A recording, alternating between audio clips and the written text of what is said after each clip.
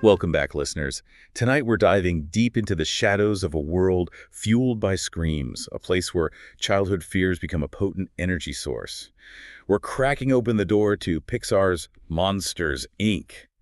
But be warned, we're going beyond the cuddly exterior and peering into the unsettling truths lurking beneath. Uh, Monsters, Inc., a film that masterfully blends humor and heart with a dash of genuine horror when you really start to unpack it. Okay, so let's start with the basics. For anyone who might need a quick refresher, paint us a picture of Monstropolis. What's the deal with this screen-powered city? Well, picture a bustling metropolis, full of life and energy. But instead of people, it's populated by a diverse cast of, well, monsters, right out of a child's nightmares. And the energy that fuels this vibrant city, harvested from the screams of human children. Wow. Yeah, when you put it that way, it does kind of make you see the movie in a new light. A little darker than what we might remember from childhood, huh? Exactly. Underneath those bright colors and slapstick humor lies a pretty disturbing premise, right? A society entirely dependent on exploiting the fears of children. And this whole operation is run by, what was it, Monsters Incorporated. Monsters, Inc., yep. The corporate giant, the beating heart of this scream-powered society.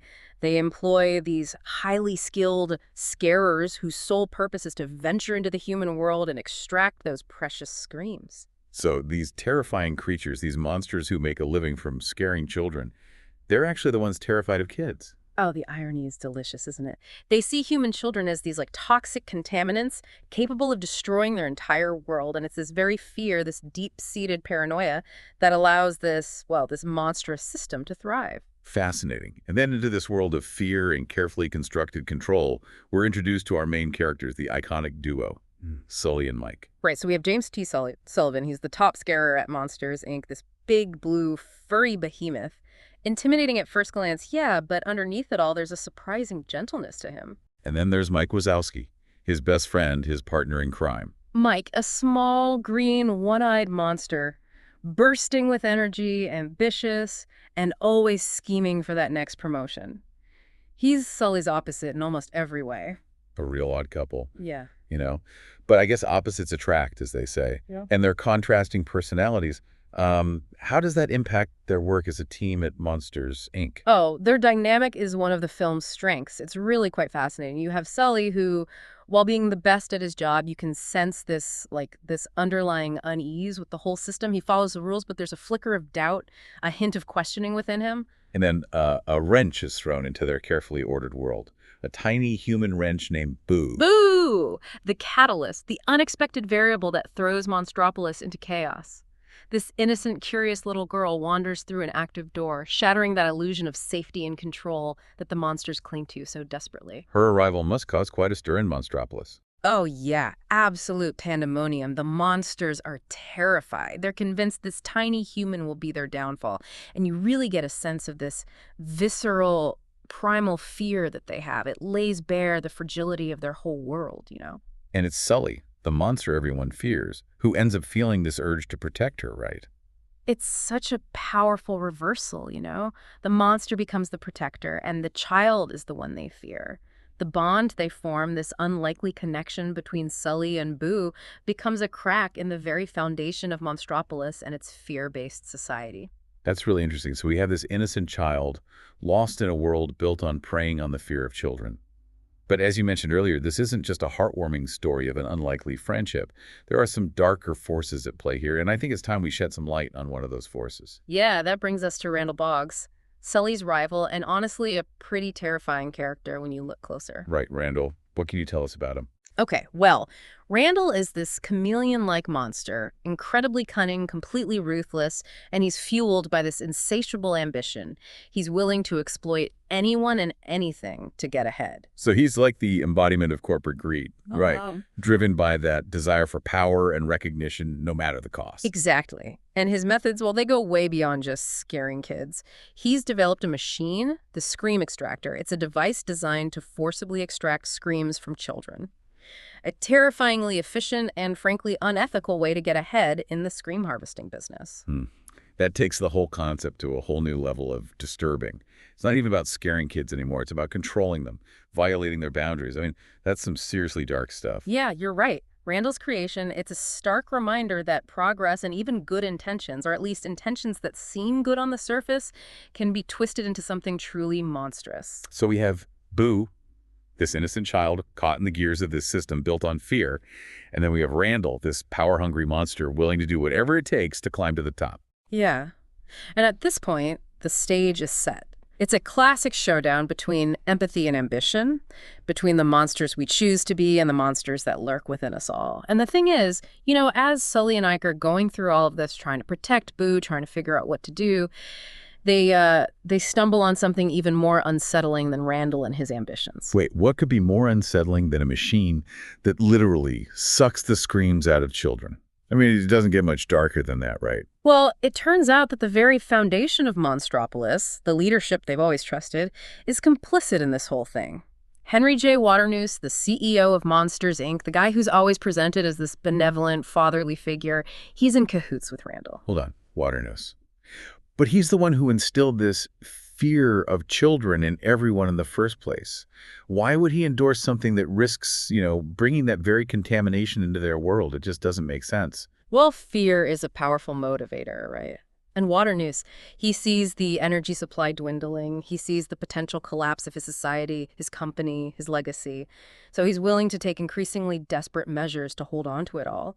He chooses control, even if it means sacrificing the well-being of others, even innocent children. So it's not just about greed, then. It's about maintaining power, clinging to a system, no matter how corrupt or how morally bankrupt it might be. Exactly. Waternoose becomes this symbol of how those in power, those who are supposed to protect and guide, can become blinded by their own fear and ambition. They end up justifying horrific acts in the name of stability and order.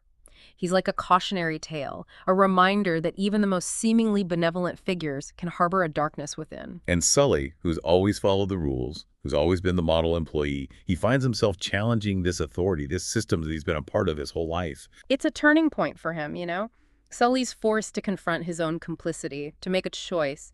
Does he remain loyal to this corrupt system, or does he protect Boo, this innocent child who's awakened something within him? He chooses Boo, chooses empathy over blind obedience.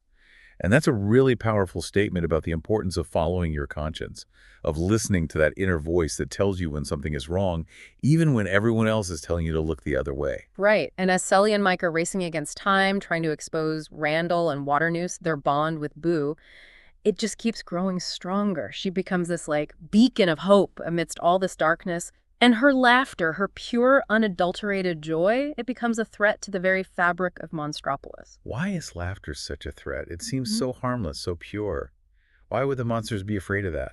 Because it represents a different kind of energy, a force that challenges that fear-based control that their whole society is built on. Laughter, it's spontaneous, it's uncontrollable, it can't be manufactured or manipulated. And it has the power to break down those walls of fear, those carefully constructed barriers that keep the monsters in power. It's almost like a virus, isn't it? Spreading joy and connection, undermining the very foundation of their society. It's revolutionary in a way. Exactly. And the establishment, the powers that be, represented by Waternoose and Randall, they'll do anything to stop it, to contain this threat, to maintain their grip on power. So the climax of the film, it's not just a chase scene. It's a battle for the soul of Monstropolis, a battle between fear and laughter, control and freedom. Exactly. It's a question of what kind of world they want to live in, what kind of monsters they choose to be. And I think that question, it extends beyond the screen, beyond the world of the film. Yeah. It asks us, the audience, to confront those same questions within ourselves. What are we fueling with our own fears?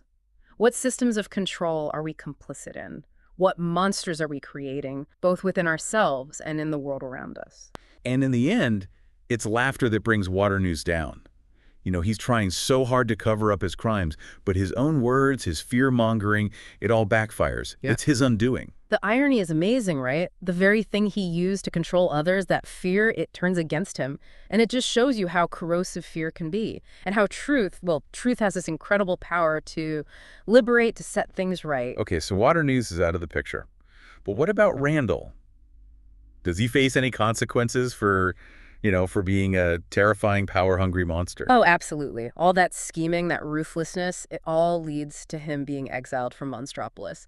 And I think it's a fitting punishment for a creature who was so willing to exploit fear for his own personal gain. But it sounds like the real victory, the real revolution in the film, is that they discover laughter is actually a more powerful energy source than screams. It totally changes everything, right? It flips their whole world upside down. Imagine that, a society powered by joy instead of fear. I mean, it's a utopian ideal, but the film suggests that it's possible. It shows that if we can challenge those deeply ingrained beliefs we have, those fears and prejudices, and if we can embrace connection and understanding, then, well, maybe we can create a better world for ourselves. So Monsters, Inc., it goes through this huge transformation. They shift from being this scream factory into, well, a laughter-powered company. It's a really heartwarming ending. But I also felt like it was a little bittersweet, too. Yeah, because there's loss involved.